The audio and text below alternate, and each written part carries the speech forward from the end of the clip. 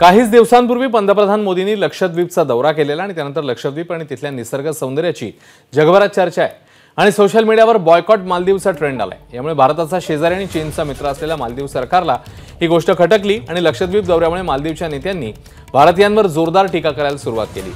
मालदीवच्या टीकेनंतर आता त्यांना प्रत्युत्तर देण्यासाठी भारतीयांसह बॉलिवूड कलाकार देखील मैदानात उतरले आहेत। तर चला #एक्सप्लोर इंडियन आयलँड्सचा निर्णय घेऊया आणि आपल्या स्वतःच्या भारताच्या पर्यटनाला पुढे नेऊया असं म्हणत अक्षय कुमारने भारतीय पर्यटन स्थळांना एक्सप्लोर करण्याचं आवाहन हे चाहत्यांना केले।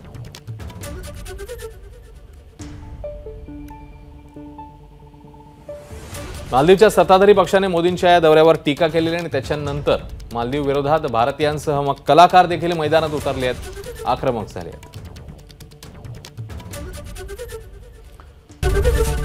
एबीपी माझा, उघडा डोळे बघा नीट।